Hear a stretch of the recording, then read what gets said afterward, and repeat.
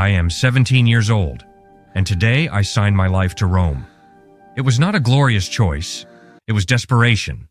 My family had no food, the field no longer produced, and Rome always needed bodies. I was an available body. The recruit beside me smiled when he signed. He thought he was going to become a hero.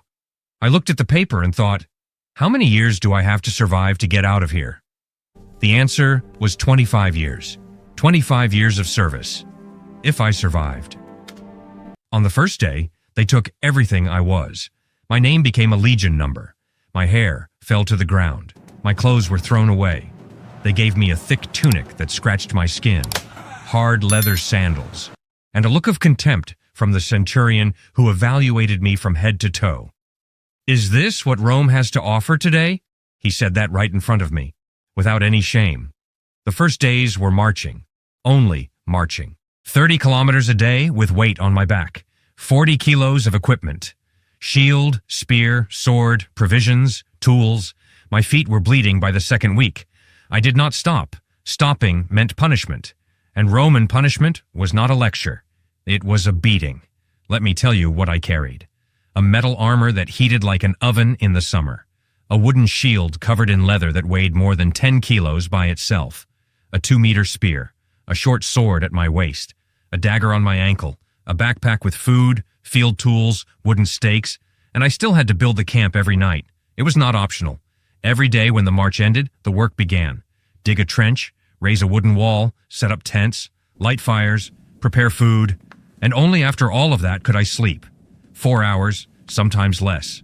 I woke up before the sun. There was no alarm. There was a centurion screaming in my ear. Breakfast was wheat porridge. Every day, the same thing. No flavor, no variation. Physical training until mid-morning. Marching or simulated combat. Lunch was the same wheat, sometimes with a piece of hard cheese. Afternoon was construction, equipment repair, guard duty. Night was more guard duty or more training. There was no Sunday. There was no holiday. There was no, today I'm tired. Rome did not care about exhaustion. And the centurion? He walked with a wooden stick. A vine rod, they called it. And he used it, without much reason, without needing justification. 2 minutes late? Rod? Spoke at the wrong moment? Rod? Looked the wrong way? Rod. I learned quickly to keep my eyes on the ground. Rome conquered absurd places. I ended up on the northern frontier, where winter was not cold, it was slow death. The metal armor conducted the cold straight into the flesh. My fingers went numb in the early hours of the morning. My feet never properly dried. One companion of mine lost 2 toes. They simply rotted away. He kept marching, because stopping meant being left behind. And being left behind in enemy territory was a death sentence. In the summer, the problem was the opposite. The armor became an oven. Sweat did not evaporate. Wounds became infected in days. Half of the deaths in the Legion were not in battle. It was diarrhea, fever, infection from a small cut that no one treated properly.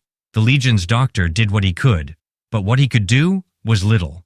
Amputation without anesthesia was the standard procedure. I heard screams from companions that I can only describe as torture, because it was. Everyone talks about the glory of Roman battle, the perfect formation, the raised shield, the enviable discipline. No one talks about the smell. When 2 armies approach, the smell arrives first, sweat from thousands of bodies that have not bathed for weeks. Old leather, rusted metal, and fear. Fear has a smell. I learned that. When I entered formation for real the first time, my body froze. It was not a decision. My body simply stopped. The man beside me pushed me with his elbow. "Move or die standing here." I moved. The formation advances slowly, step by step, shield against the shield of the companion beside you, and on the other side, there is another man doing the exact same thing. When the 2 sides meet, the noise is impossible to describe. Metal hitting metal, wood breaking, screams, orders, and you do not think. There is no time to think. You push, you cut, you push again, and you try not to fall, because on the ground, you die. There was a day, a specific day that I still carry with me. The battle had ended, we won, and the field was full of bodies. It was not like in the paintings. It was not noble. It was messy. It was ugly. It was silence broken by the groans of those who had not died yet. The protocol was to clear the field. I understood what that meant when I saw the man beside me draw his knife. The wounded enemies were not taken for treatment. Rome had no resources for that.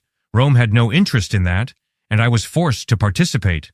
I will not describe what happened. But that night, I did not sleep. I stared at the ceiling of the tent, thinking about the face of the last man I saw. He was about my age. He probably also had no choice in being there. He probably also had family waiting at home. Rome called it victory. I called it something else. There was a punishment no one spoke about out loud. Decimatio. If a unit fled from battle, if there was collective cowardice, Rome applied it. 1 out of every 10 soldiers was chosen by lot. And the other 9 killed that one. With their own hands. Comrades killed their comrade. It did not matter if he was a friend. It did not matter if he was a good soldier. It did not matter. That was Roman logic. The fear of your own companions must be greater than the fear of the enemy. I never went through that. But I knew a man who did. He survived because he was not chosen. But he had killed his friend of 10 years. He did not speak much after that. He barely spoke at all. 25 years of service. During that time, I could not legally marry. I could have a woman living near the camp. I could have children who technically were not recognized by Rome. My family did not exist on paper. My wife was not my wife. My children were not my children. Only when I was discharged, at 50 years old or more, Rome would give me the diploma. A piece of bronze saying that I served, that gave me citizenship, that finally recognized my family. 50 years old. If I reached that age, many did not. And those who did arrived with a destroyed body, with knees that no longer bent properly, with weak eyesight from years staring at the sun during marches, with memories that would not let them sleep. And Rome handed them the piece of bronze and said, "Thank you for your service." Rome was magnificent. The aqueducts, the colosseums, the roads that cut across continents. All of it was built on the sweat of men like me. Every conquest that the books celebrate was paid for with someone's body, with someone's bleeding feet, with someone's lost sleep, with someone's sanity. When you walk on an ancient Roman road today, know this. Someone with 20 years of age and a 40-kilo backpack built that. Someone who had no choice. Someone who will not have a name in history. Rome remained in history. We remained in the mud. I survived. I am 52 years old. My right knee hurts every winter. I have a scar on my face that children look at with fear. Sometimes I wake up in the middle of the night without knowing where I am. I take the bronze diploma and stare at it. It is too light. Far too light to wait 25 years. Rome used me. Rome returned me broken. And still, when I see a young man looking at those roads with admiration, I understand.